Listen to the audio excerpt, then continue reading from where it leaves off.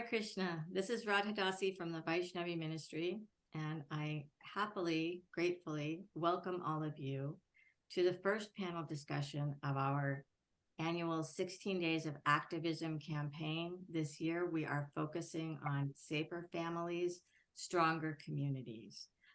It is my great honor to introduce this topic, and we're going to start with a discussion of why ensuring family safety is important for ISKCON. So before we begin, let us ask for blessings from Srila Prabhupada. Nama Om Vishnu Padaya Krishna Prestaya Putale Srimate Bhaktivedanta Swami Iti Namane Namaste Saraswati Devi Gauravani Pracharine Nirvishesha Shunyavadi Paschata Deshatarine. Jai. And I am joined this morning by Krishnarupa Devi from Australia and Pragosh Prabhu from the UK. Krishnarupa is a disciple of Srila Prabhupada. She's a Sabha member. She serves as the Vaishnavi ministry for Australia. She's a member of the editing review panel, and she's also a mother and grandmother. Pragosh Prabhu is a disciple of His Holiness Satsvarup Maharaj. He formerly served as a GBC. He's now a GBC emeritus, and he is a father and grandfather. So welcome to both of you, and thank you so much for joining us. Hi, Hare Krishna. Thank you for the opportunity. Yeah, thank you for having me. So the first question I wanted to start with is, what does a family look like when it is a strong, healthy, safe family? What is the goal that we should all be working towards? Krishnarupa, would you want to answer that? Yes, great question, Radha. For me, I strongly believe that a family means a partnership. So, you know, the husband and wife may have different roles, but there's always that teamwork theme happening in a safe and, you know, good family. When I say good family, I mean a well-rounded, holistically healthy family. So when there's an imbalance of power there, you know, if one person is taking control of the family without any consultation with the other person, and I'm deliberately not using any particular gender. It could be the wife, it's the one calling the shots, or it could be the husband. But really that the way I view it is that there should be a really cohesive working together and that mutual respect. So when you have that mutual respect, where not one person is dominating the other, you know, trying to control the other, then it's a very safe and sensible environment. And then the kids in the family, they can also see how their parents work together.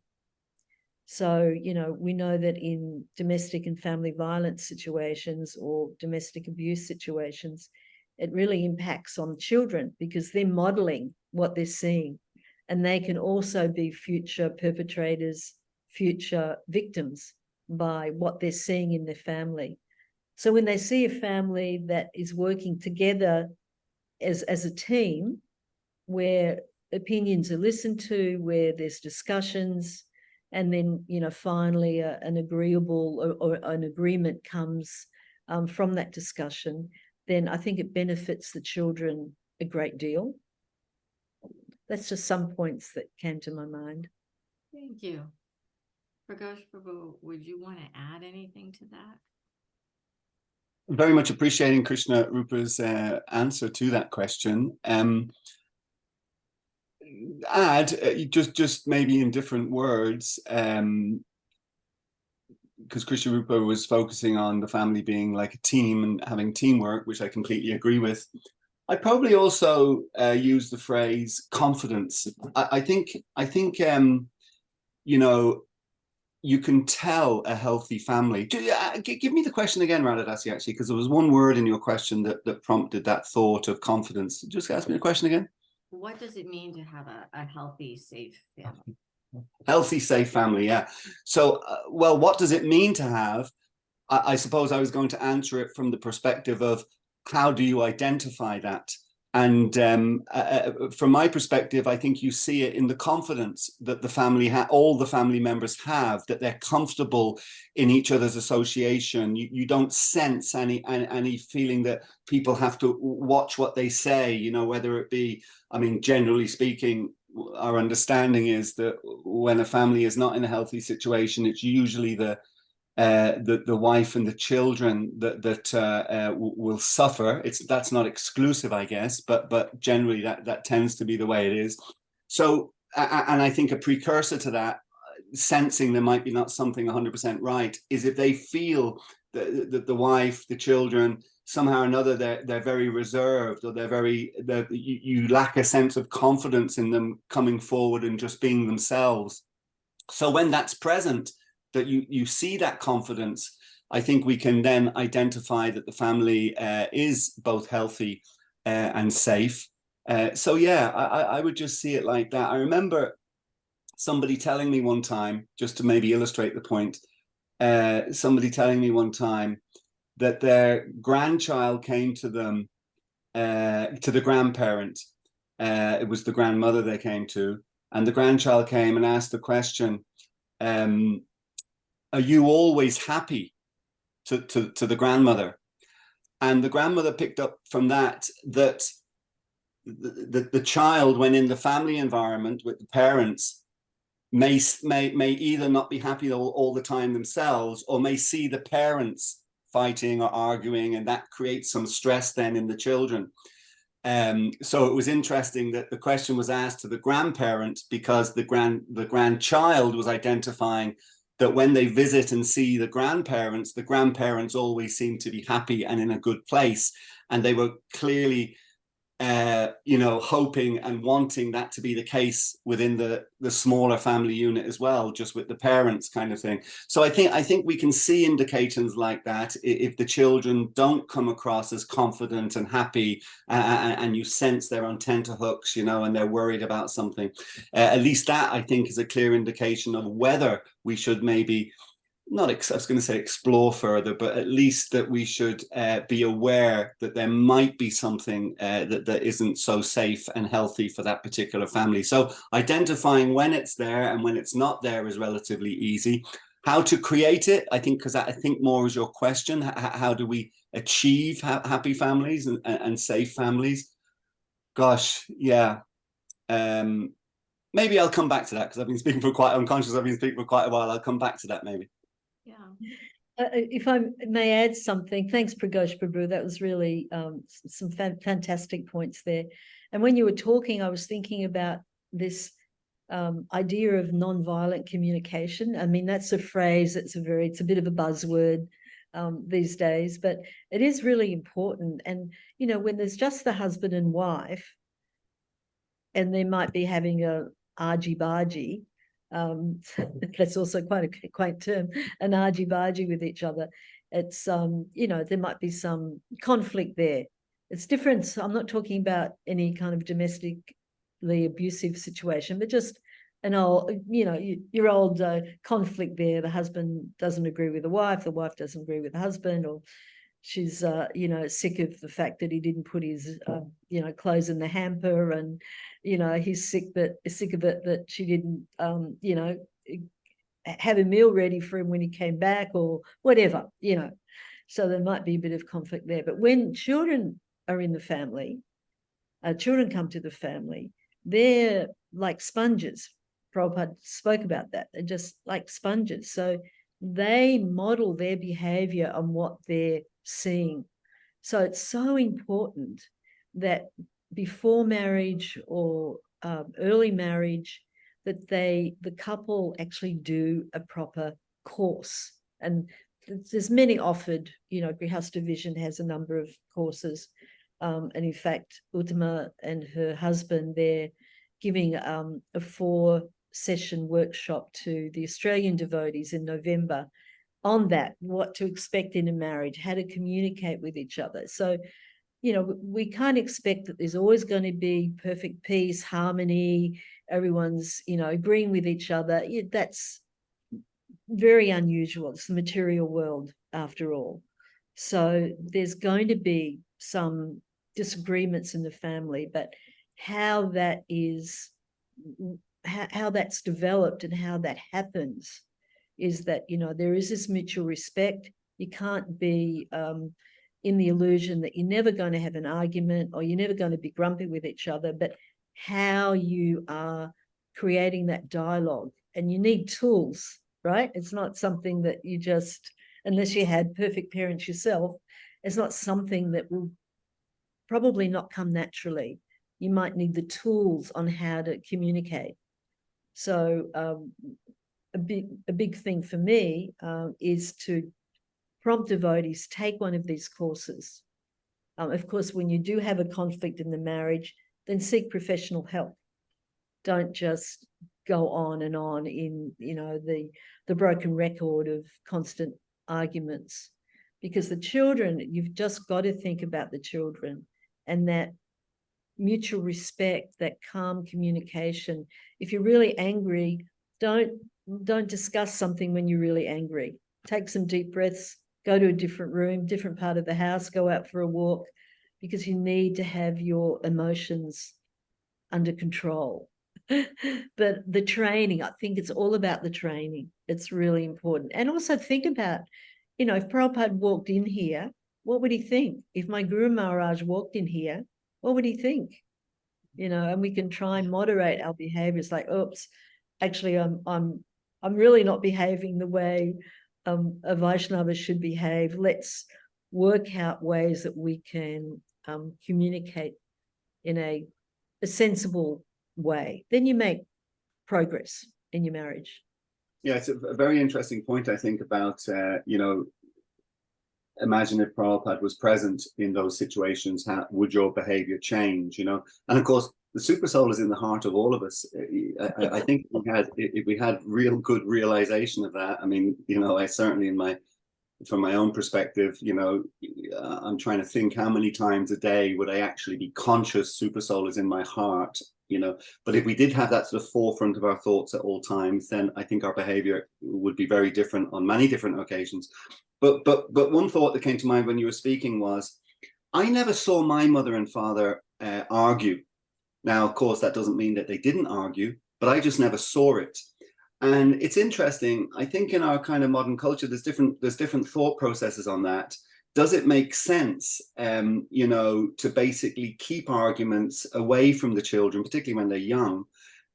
Some others argue, no, it's healthy that they see the relationship as it is, etc. So I don't know. I haven't really looked into it in any great detail. My default position tends to suggest to me that it's probably better that, you know, that we don't, you know, we control ourselves a little bit in front of the kids and don't necessarily have blazing arguments. Shouldn't have blazing arguments anyway. But if you know, if you are going to have an argument, it seems to me instinctively, it's probably better to shield the children from that. You know, that they're young, in particularly their young years. You know, to some degree. Of course, you can argue, you can use the example of Prahlad Maharaj, you know, that you use the example of Lord Buddha, who became exposed to the reality of the material world at a very young age.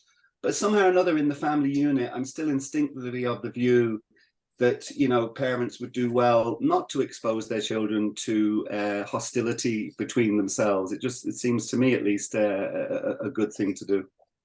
Yes, because children, their cognitive development it's a work in progress.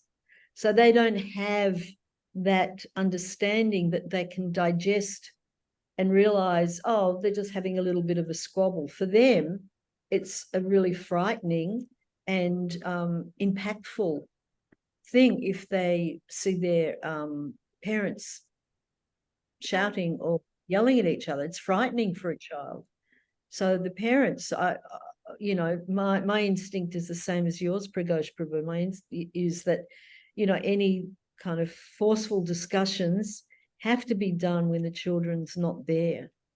Of course, you know, there can be that mutually respectful disagreement in calm voices so the child can see, okay, parents are negotiating with each other now. It's not all picture perfect, but that raising of the voices, that Rajagun, that Tamagun, it really affects children, and they don't they can't process it the way an adult can process it. Yeah, so I agree. what I'm 100%. hearing is this idea that we really have to be able to listen to one another, that we have to be able to manage our own emotions, and that we really have to be aware of how our children are feeling and how they're being affected by what's going on in the family. And I wonder if you could expand a little bit more on, what happens to children when they are exposed to, violence, angry disagreements, those kinds of traumas. Well, it's statistically proven, and research has shown that when there is, let's take an example of a domestically abusive situation. So we're not just talking about, a bit of an argument over, who put the car keys where, but, some sustained, repetitive behavior. The effect on kids ranges from just emotional, acting out, emotional disturbance. It can affect their the schoolwork, how they're absorbing knowledge. It can even they'll be reduced to bedwetting, self-harming, and as they get older, drug abuse. And it's the impact on domestic violence on kids. That impact is so serious. It's I mean, I have a whole list of statistics that I could share. That is very, very important. And they say the experts say it depends on how long the child is exposed to domestic violence, the impact it has on them. It depends on whether they have a very close attachment to at least one of the parents. That lessens the impact somewhat. Of course, it depends on the age, but it all has a very, very serious effect on kids, really serious effects. And there's many, it's a long list of how they can be impacted. So you can't think as a parent that I can behave in this way to my spouse, to my partner, and not think that it's not going to affect my kids. It will, even if they don't see it, if they hear it.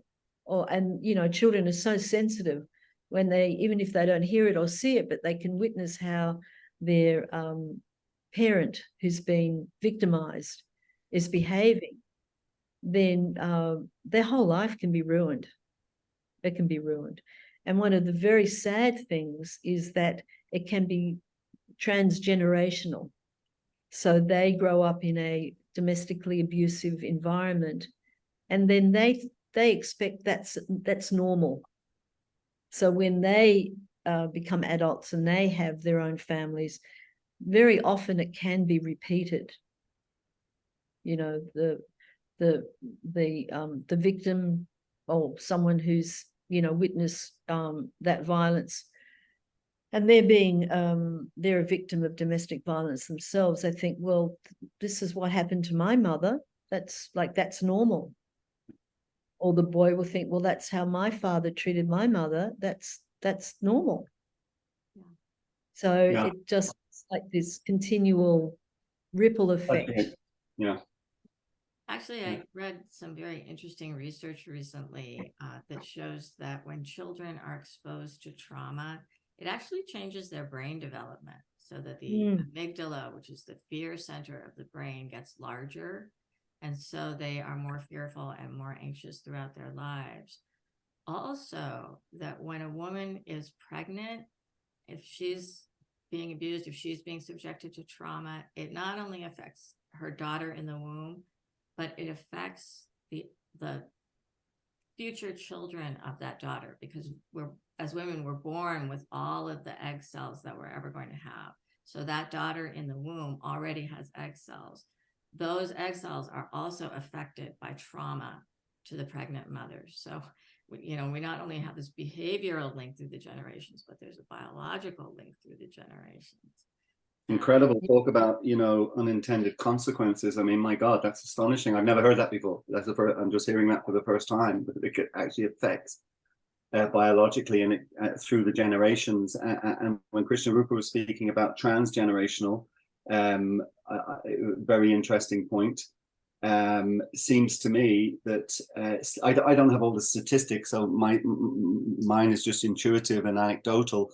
But it seems to me also that children, more and more, I guess in the last 20, 30 years at least, they seem to be suffering more from conditions like ADHD, and all these kind of, and even more and more children, I think now, are finding their way onto the autism spectrum to some degree as well.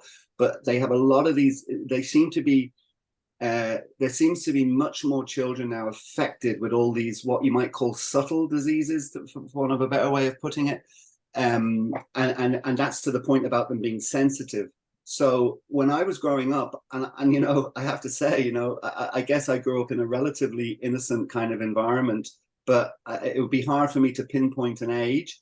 But I'd say I was at least 10, maybe even older, before I began to realize that my mother and father and my family situation wasn't necessarily, they weren't, because when you're younger, you're thinking, well, my mother's the best mother in the world. My father's the best father in the world. I couldn't dream of having a better mother and father. And even that would, well, maybe I was going to say to your siblings, maybe you would tend to fight more with them.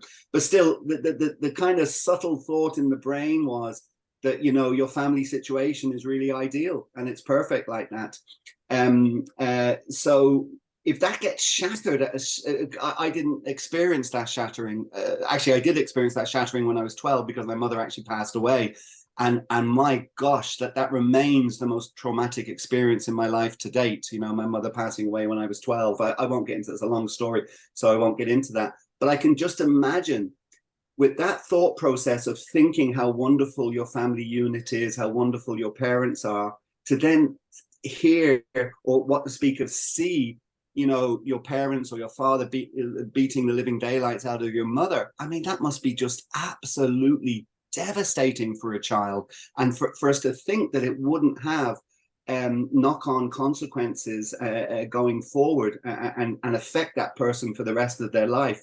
Really, it's very clear that it would affect them for the rest of their life. So they really have to be protected from that. And as you say, Radha, that's also them for their children, to protect their children going forward in future generations. So I think it really, really is a critical component of a safe and healthy family. And then I'm also minded to think, I have two sons, okay, that they're in their mid-30s now, so they're grown.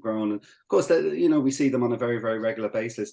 They have an absolutely wonderful relationship with their mother, like an absolutely wonderful relationship, even though they're in their mid-30s now, and they so much value that relationship with her. Need that relationship, for support and advice and so many different areas of life, that it's often when I hear of abuse, particularly we're talking now in ISKCON, if you like, and among devotee families, because for me, it's even stranger that this should be such a common phenomena among devotee families. But that's just, again, for me, I have to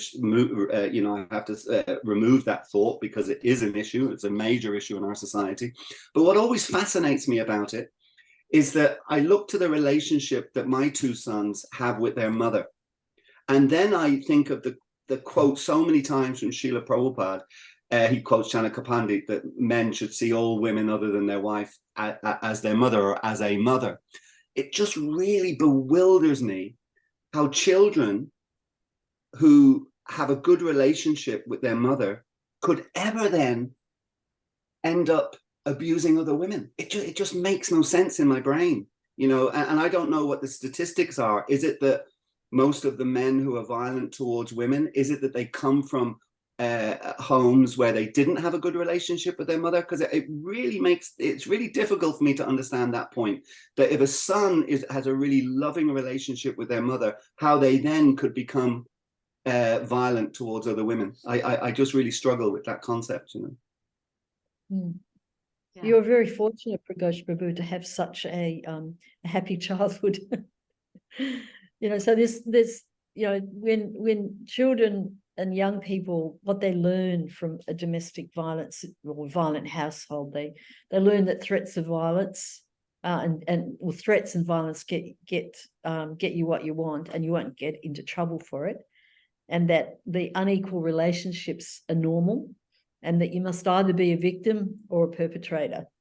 And then they learn that the world is a dangerous place and no one can protect you, because those people who are the epitome of protection, the father, the mother, I'm not saying that domestic violence is only perpetrated by a male, but statistically it is predominant. And so all of these things affect them. And I'm just looking at a couple of stats that I've got here. There's common effects on children. It's, as I said before, in emotional. So they feel the fear, they feel anger, distrust, anxiety. Their sleep is impacted. They can't sleep. They have feelings of helplessness, and they feel ashamed. That, oh, my family is like this. No other family must be like, my family. And then developmentally, they're affected. So they get regressive behaviors such as like their bedwetting comes back, thumb sucking, and they fail to reach those developmental milestones, affects their, ability to learn. And it also means that they can fail to develop secure attachments to adult carers, because they see that their own parents aren't protecting them.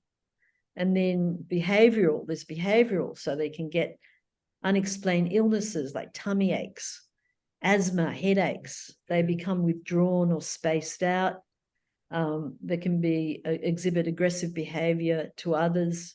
They develop eating disorders, and I mentioned this before, self-harming, or even attempts at suicide. And such a terrible thing to think of a child wanting to, or having suicidal ideation.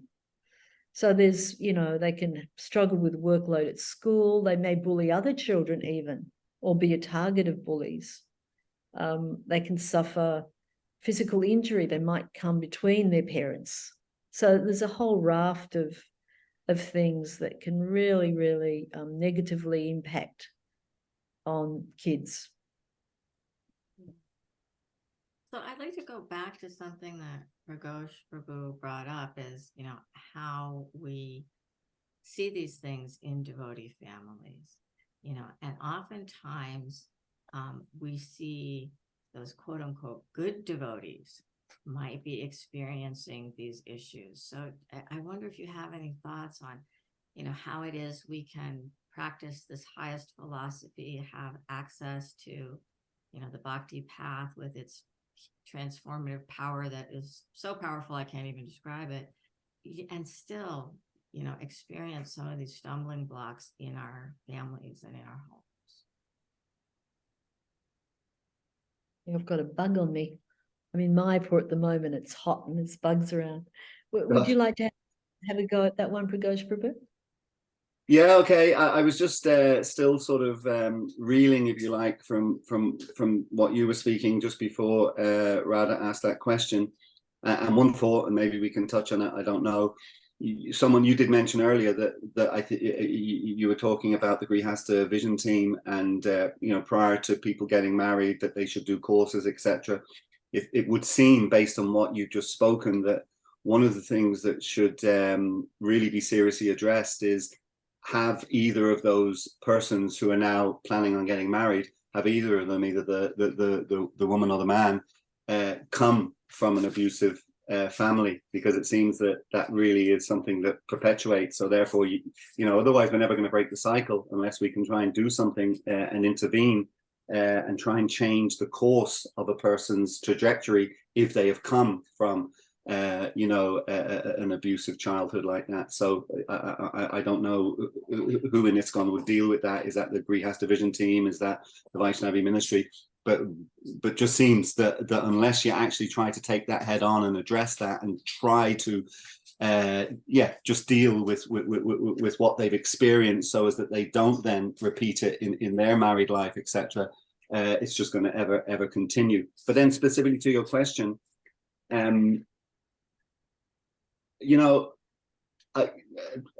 just said earlier that I'm bewildered as to how children, particularly male children, can be abusive to women if they've had a wonderful relationship with their mother. Likewise, people who join the movement and read Srila Prabhupada's books and perform and practice a life of discipline, self-discipline. I mean, I don't think you can really get a more disciplined life than the life of a devotee. So it does kind of, again, bewilder me then that some of those people can end up being abusive to other devotees, and particularly to other Vaishnavis, because that's statistically, the general way these things work out. One thing that I have thought of, previously on this general issue, and this is more, well, it's definitely related, but it's more to do with the ashrams. That, Krishna tells us in Bhagavad Gita, Chaturvarnyam Maya Shishtam, that there are 4 ashrams. He doesn't even necessarily get into grading those. He just states there are 4 ashrams. And in that sense, he's giving them, if you like, equal status. Now, we can definitely make an argument to gradate them if we want to.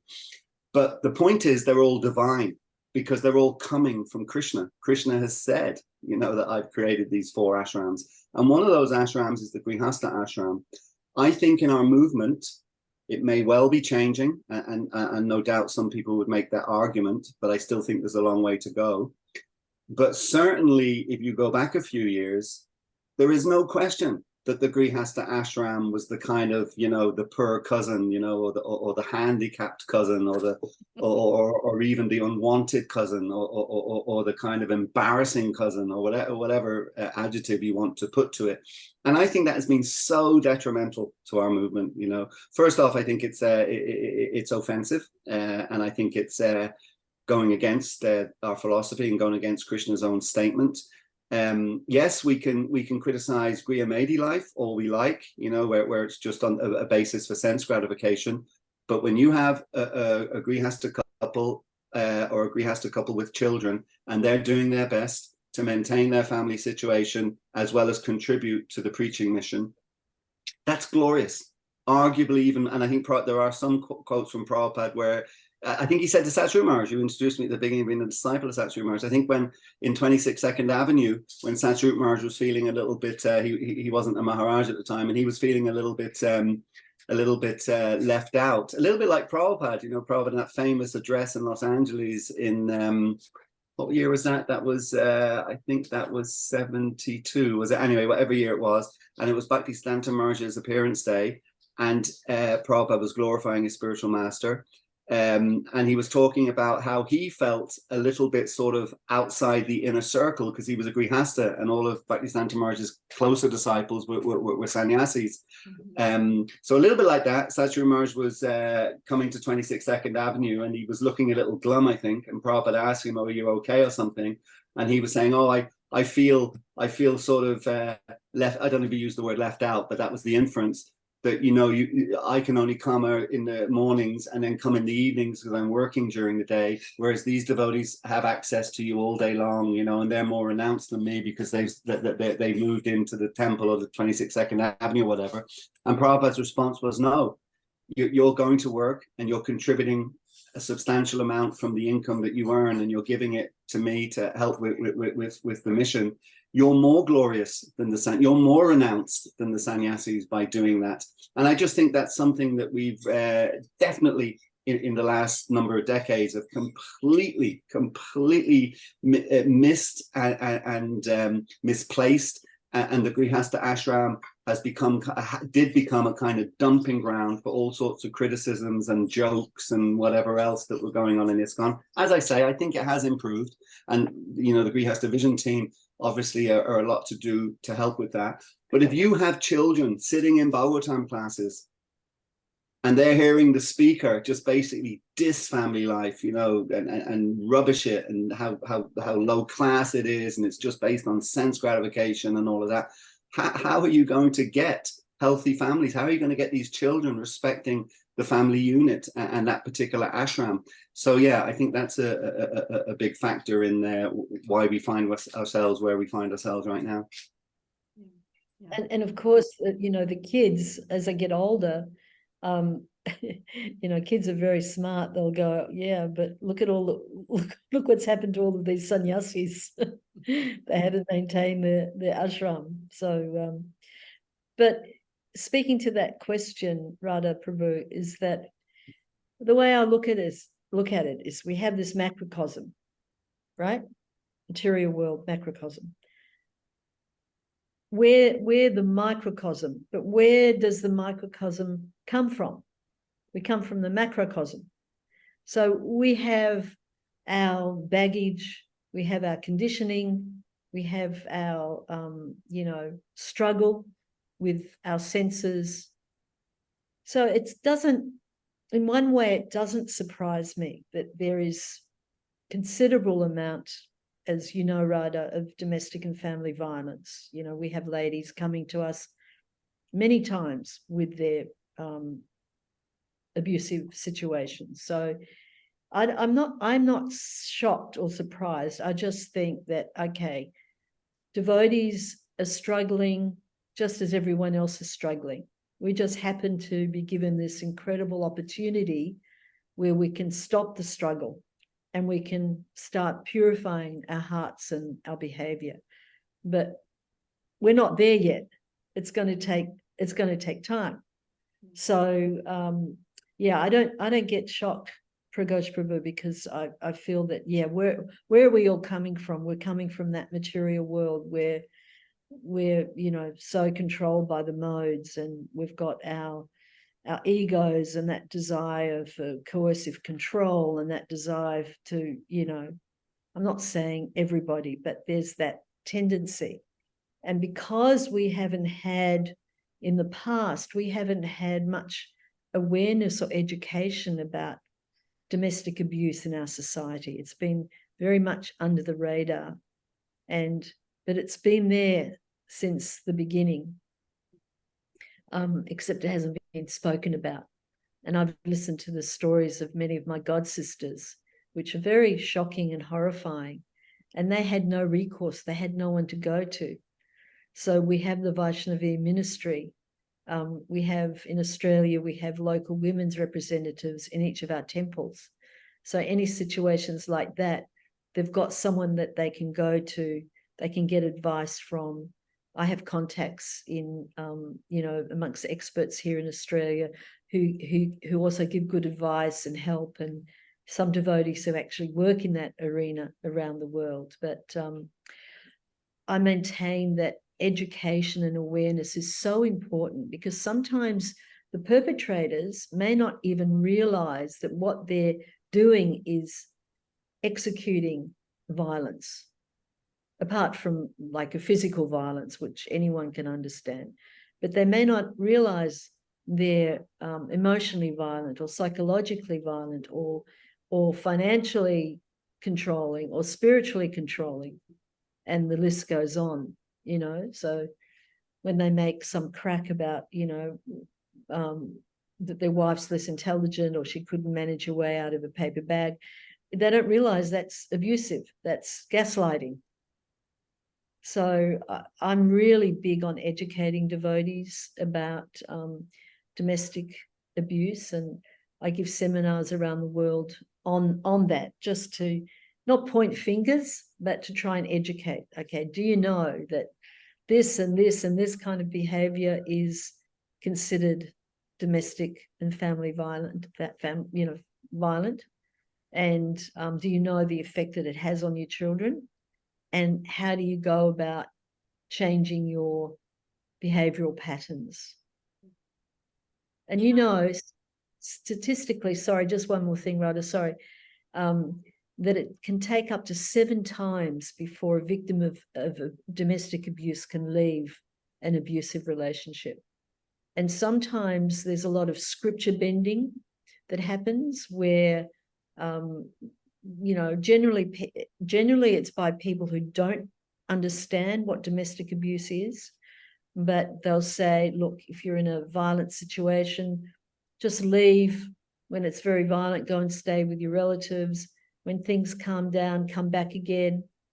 They clearly don't understand that actually domestic violence is a cycle.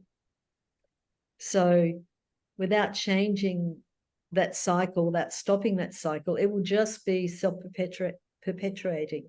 And that person who's been told, no, you know, you have to stay with your husband no matter what, it's actually goes against scripture in many ways, because Prabhupada talks about this Naradhama person, someone who's not qualified to be a husband, that the wife shouldn't have to serve such a person.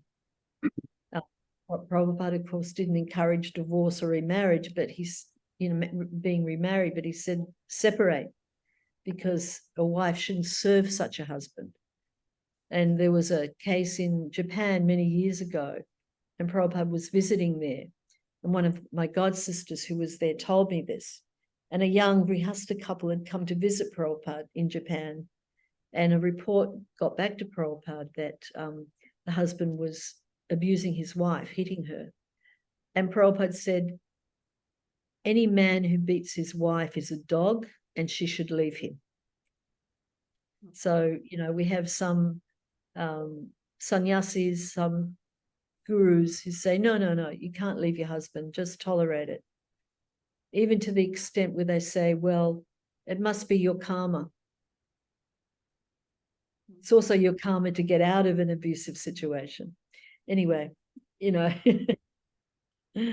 Yeah, I just want to chime in, you know, because I grew up in a very dysfunctional and violent household.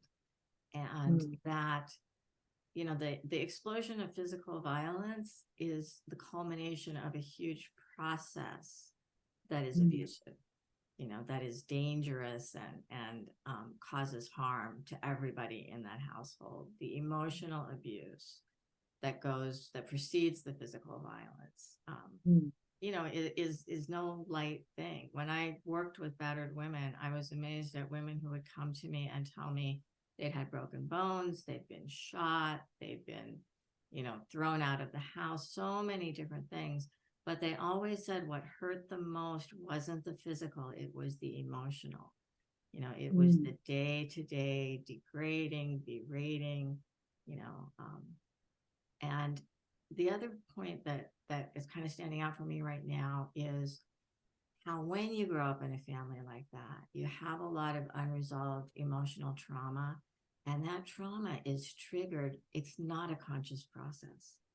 You know, very early in my marriage, I realized I did not have the skills to deal with conflict, because I would go from completely calm to completely emotionally distraught. You know, there wasn't even 30 seconds. It was less than 30 seconds. There was no time for my rational brain to intervene and say, what is your husband really saying to you? What is really going on here? And I had to do some emotional work to process that trauma, just to give myself that little space where my rational brain could come in and say, okay, let's choose a response here instead of immediately responding based on that trauma. And in doing that work, I realized that's where my parents were coming from. They didn't have those tools, you know. So sometimes we think if we chant a sufficient number of rounds every day, you know, or we get the blessing of our spiritual master, we don't have to do that work. We don't have to process that trauma. And I think this conversation is kind of bringing out that maybe that's not true. Maybe we do need to do that work and take responsibility for our own healing. Yes. If we chanted purely, great. You know, purification will be rapid and will become sense controlled, and you know, our hearts will be free of all those troublesome things. But we're not chanting purely. I mean, in general, at least I'm not chanting. You know, we're aspiring and we're trying and we're attempting, but it's, you know, we can't say, as you correctly pointed out, we can't just say, well, just chant Hare Krishna and everything will get better. Yes, actually, philosophically, that's correct. But the chanting has to be pure, isn't it? You know, we can't be chanting in our, chanting the shadow of the name. So while we're in that situation where we're developing our Krishna consciousness, we're trying to chant better rounds, we're trying to be more sense control, we're trying to be, control our envy and our anger and our, our greed, etc., etc., etc. As you said, Radha, those tools are so important, because look, even living with yourself and your own mind is bad enough.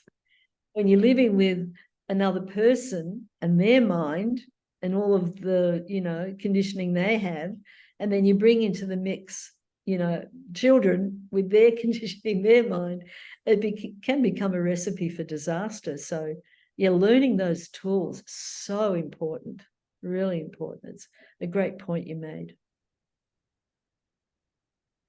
Pragosh, you're on mute. No, I was just saying, I think we should all go to the forest. Yeah, it's very interesting. Because we also understand that, anger is coming from lust, and because the whole goal of Krishna consciousness is to, control lust and get rid of lust like that. And then, of course, some people try to do that, maybe artificially. And my sense of people who try to do that is then they end up getting more frustrated, and then there's more potential for anger coming out as a result of that. So getting all that balance right as well, because in early Grihastha life, I think this is going out on the internet. Oh my God, things that I sometimes will say, but I don't know. I just feel it's good to be kind of honest. I doubt, I don't know what percentage I would put on it, but I certainly wouldn't put more than 5% on it of Grihasthas in their early Grihastha life who strictly, right from the get-go, only engage in sexual activity for procreation. I think that's a very small amount of devotees in the Grihastha ashram who do that. So understanding, that we may not get things right or perfect from the get-go, but working through those together, because obviously one of the worst things, in my humble opinion, that can happen is that if you stay with the same partner, so the woman stays with the man, man stays with the woman throughout the whole relationship, and there's no separation you mentioned in certain circumstances. I was just going to say separation, but what I mean is that you don't actually change partner, basically, because once you do that, and particularly I see a lot of men in our movement do that, and they actually go with a younger woman. They're just starting the whole process again, and you're never going to make progress if you do that, because you just go. So as long as you can stay with the same partner, even if there are bumps in the road along the way in terms of getting it right and all of that kind of thing, that's surely a better situation than either swapping partners or at the very beginning trying to be a pure devotee when you're not a pure devotee, and the tensions and problems that may flow from that. So somehow or another, I haven't taken the Grihastha Vision course. I didn't take any course before marriage, nothing whatsoever. Been married for whatever now, 37 years, I think. That doesn't mean I'm arguing against those courses, but somehow or another, I hope those courses include that, the common sense factor, rather than absolutes on either side. Even the point, because and I don't know enough about it, so I can't give any kind of convincing response. But even the point about violence in a relationship, because I do understand. I mean, I know enough about it in the sense of hearing about it, that people do express it as a concern, and you may agree with this. That even one incident of that is enough, because the argument, I think, is that the man won't change, and not only that, but if he does it and gets away with it in the sense that the wife stays with him, it almost gives him a license then to continue with it, because then he's getting a signal that he can be violent and there's going to be no consequences. But then the other side of the coin is that, if on one occasion there's some limited amount of, I mean, I feel uncomfortable even saying it, because I understand it's wrong and it shouldn't happen. But I'm just wondering if on every occasion of even the first occasion, limited occasion of violence, that the couple would then separate. I'm wondering if that was enacted across the board, you know, how many, well, let me put it another way. I was going to say how many marriages would actually stay together, but let me put it the other way. Is there evidence and data to suggest that, you know, once violence enters a relationship, it's almost guaranteed that it will continue? Or are there also examples of so-called one-offs where it can be dealt with? I'm really not sure. Well, if I could, Radha can also speak to that, you know, with more expertise than myself. But from my study and research, there's two things. Domestic violence, first, is violent behavior is repetitive, right? It's not that on that one occasion that the rest of the marriage is going to be populated with that kind of behavior. But it is like... So just clarify that it once the first occasion happens, then the relationship will be afflicted, for want of a better word, with other violence. It won't just be, there are no such thing as one-offs. Well, yes, in many ways that's true. Sometimes there might be one incident like you were talking about. It doesn't necessarily mean that this behavior will continue.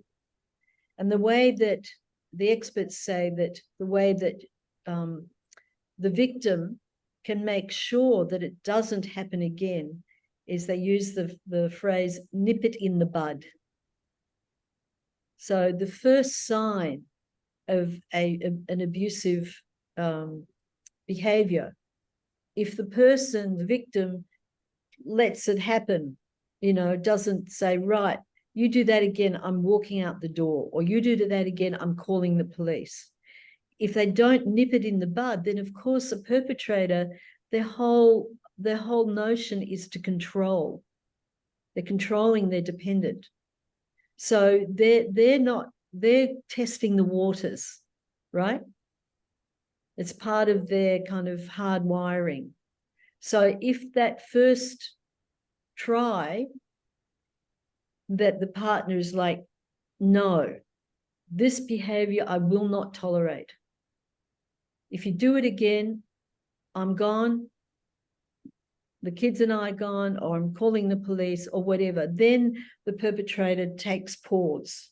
But if that kind of very strong initial response isn't there, then the perpetrator thinks, okay, I've tested the waters, I got away with this, and then, you know, in future situations, I'll also behave in this way.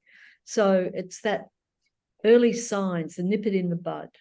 And, you know, it's interesting. So experts talk about when this is not necessarily a devotee situation, but it could be as such, because these days people associate for some time before they actually get married.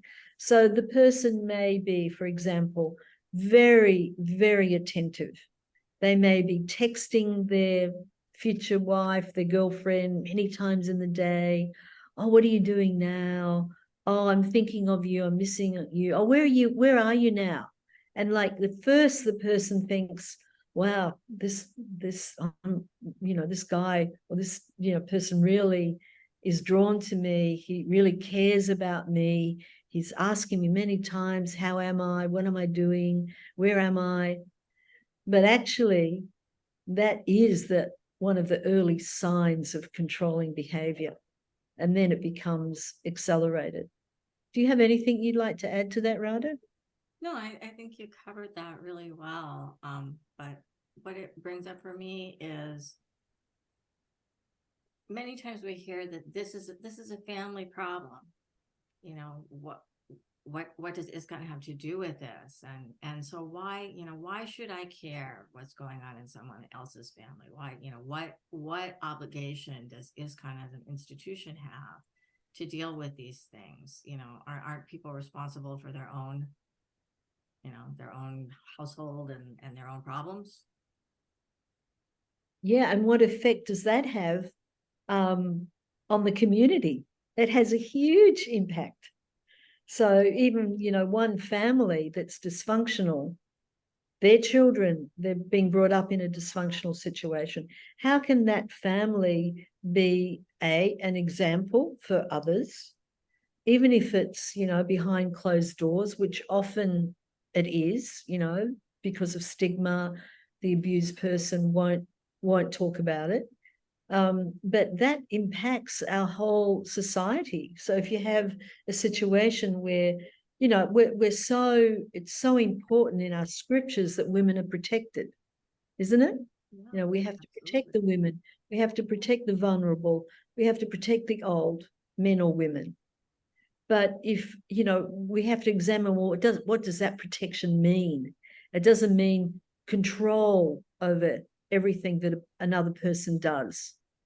It really means that you're cultivating that person, you're helping that person in the Krishna consciousness, you're helping them to you know, have a happy life. Prabhupada wanted us to chant and be happy. He didn't want us to be, you know, afraid, and you know, you can't look at your partner sideways because you don't know what will happen. And that's one of the reasons why when there's a domestic abuse in the family, that when they get counseling that they don't counsel together, that they have a counseling sessions separately.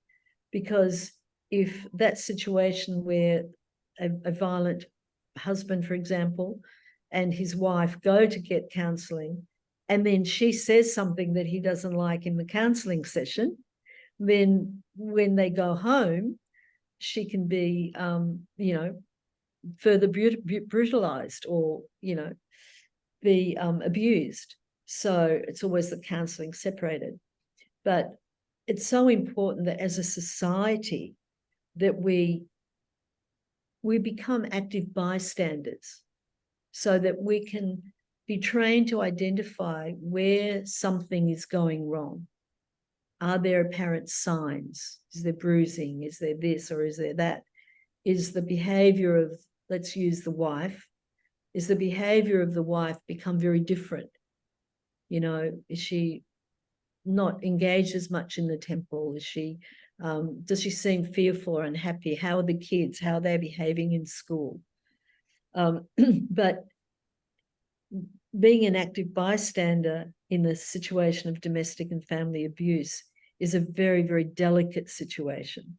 And there's a lot of training that one goes through so that you can't, you know, you can't jeopardize someone else's safety, or, you know, you can't expect even that if you approached someone you thought was a victim of domestic abuse, you can't just come out and say, oh, I think you're being abused at home, are you? No, there's so many nuances there, and one has to be very careful. But as a society, we need to be aware that this does happen in ISKCON, as it does everywhere else in the world.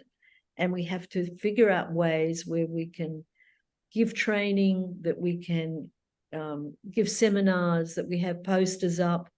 In all of our temples in Australia, we have a poster with, it's called, you know, it's called Love Shouldn't Hurt, that's right. And it's like a tree shaped in a heart, and the title is Love Shouldn't Hurt. And it's a poster I developed a few years ago now. And I also did a matching gatefold brochure giving ISKCON GBC's resolution about domestic abuse, giving the kinds of domestic violence, you know, the different types of domestic violence.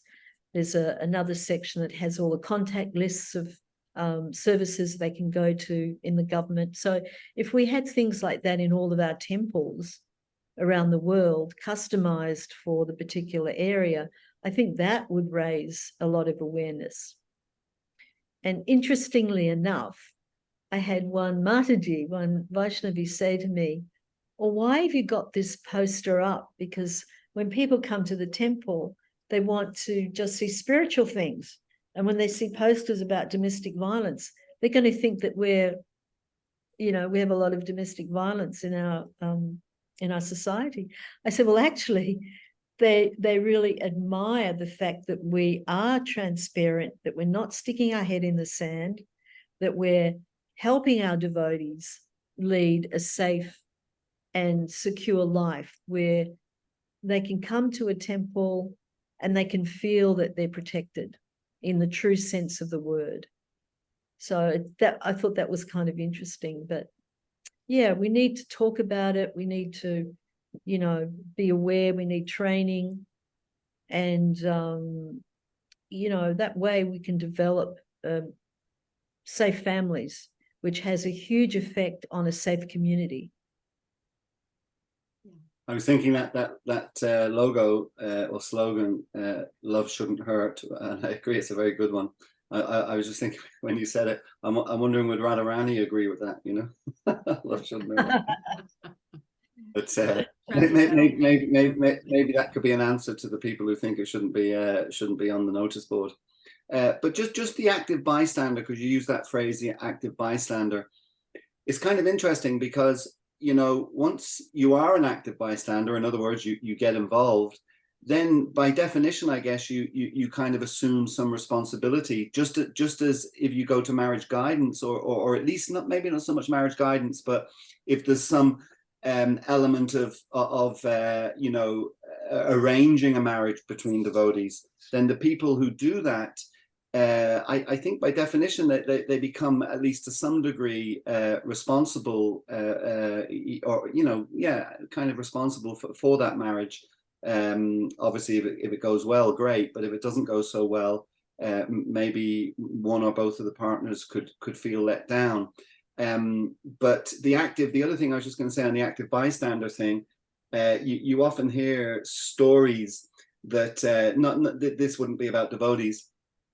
Maybe it is, or maybe there are stories like this with devotees, but I'm not saying it about devotees, about non-devotees, that someone may witness, you know, a husband, you know, physically assaulting a wife on the street in public or in a pub or whatever it might be, and somebody intervenes, and within a minute of intervening, the person who has intervened to protect the woman is now being beaten up by both the man and the woman. You know, in other words, the woman then, you know, sides with the husband and doesn't like the idea. So just that whole thing of active bystanders and kind of getting involved, I think there are a lot of people who are quite apprehensive about that. I don't know if we can improve those situations. So, you know, because some people do feel, I think even the victim of the violence feels somehow or another it's kind of intrusive. You know, I think there's also an element of, you know, I would prefer, even though I'm suffering, even though I'm in a very less than ideal situation, I still don't want it to be public. I still don't want people knowing about it. You know, that's embarrassing for me, you know, and I'm like some kind of, you know, some kind of, I become an experiment almost for them. You know, how can they improve the situation or this or that? And they want to know the history. How did it happen, like that? So just that whole area of active bystander, getting involved, when to get involved, when not to get involved, how to get involved, seems to be a big area.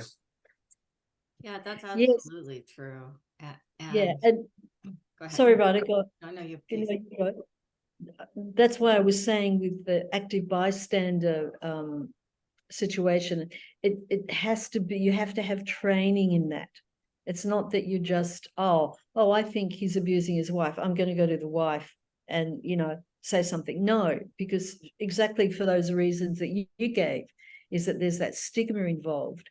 But an active bystander is one who will support the victim and not, you know, being very sensitive. Like, you don't go to someone that you don't know and say, oh, you know, I'm just a bit worried about you. And of course that person's not going to reveal their heart. They're not going to, you know, say, oh yes, you know, my husband's behaving like this to me. But if you know someone who's very close to that person, you can ask them in confidence, I'm just a little worried about that. I saw like she had a lot of bruises on her arm.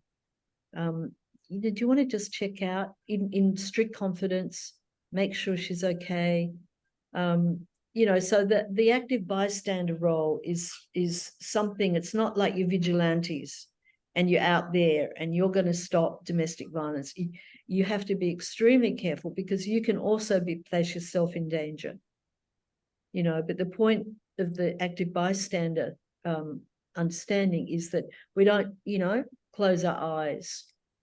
We don't just, like, that's just between husband and wife, because it impacts the whole community and impacts our whole society. But yeah, I'm not at all proposing that we become vigilantes. It has to be done very, very, very delicately, very carefully, and no one should take on that responsibility without consulting with an expert. What do I do in this situation? And I know in North America, I think it is, Radha, they have in the temples a representative who has training in domestic violence as well. So someone, they can go to them. If, a person comes to me and they're in a domestically violent situation, I always direct them, go to the police, go to the court, and then I'm there to listen to them, to, put them in contact with services. But I would never, ever approach the perpetrator or make it common knowledge. It has to be done very in strict confidence and very subtly, very carefully. So no vigilantes. One of the things that we can do to support victims and support change is simply to talk about this issue, because part of the message that people experiencing domestic violence get is that they are alone. No one else is going through what they're going through, that it is extremely shameful, and that there's no help available. So just the fact that we talk about this issue, we remind everyone that, no one has the right to hurt you. We remind them that there are places that they can go to ask for help. That's very powerful. Yes. But yes. Another thing is, I think our leaders, they have a great influence on how our culture develops. And, as leaders, what we say, people take to heart. So I'm wondering if you have any thoughts on, what leaders can say about family life, about marriage, that can help us create this culture of positive protection where we have safety in our families and we can have stronger communities. And I really like that term you use, positive protection. It's not about that control. I'll let Pragosh have a turn. Yeah. Well, the leaders, Prabhupada's movement is based on the principle of acharya, leading by example. So first and foremost, our leaders shouldn't be abusive themselves, both either physically, of course, but also in their language. Someone used the phrase non-violent communication. So our leaders should practice that. They should practice non-violent communication. And I think, you could troll through many, many, many Bhagavatam lectures where there's been quite a lot of violent communication from our leaders. So that's one thing. And I think if our leaders also have some kind of history of violence, particularly if it's descended to the physical level, that I would question whether they should be in leadership positions at all. I just think that we have to, we can't sort of speak a good game but not actually play a good game. The two things have to go together. Actually, I'll give an example. When Krishnarupa was speaking earlier, she was referencing the point about that women, old people, etc., children should be protected. And philosophically, of course, we all agree with that. Also, cows come into that category. And in some respects, cows, old people maybe, because I haven't heard so much issues with old people. Of course, we're a young movement. We're getting old now. Now we're getting people older. But we haven't really gone through a full phase of kind of the golden years, so to speak, because, the movement only started in the mid-60s. So in that sense, we're only reaching that level now. So we'll see how that goes, actually, in terms of old people. But cows, if you take cows as an example, obviously we don't eat cows, because we would never do that as devotees for obvious reasons. Part of that reason being, obviously, the cows should be protected. But even, on holy days, what to speak of Go Puja, cows can even be brought into our temples. They're decorated and all these different things. In many parts of the world, in ISKCON communities, they're treated like kings or queens, which is perfectly fine, and it's wonderful. And you could argue that they get better treatment than our women and children get, you know, in many cases. But actually, we also have examples in our movement that when things become difficult with cows, i.e. we have too many of them and they're costing too much money and this and that, and we all that kind of thing, we have examples of where our cows have been sold to third parties who subsequently sell them on, and the cows end up being slaughtered.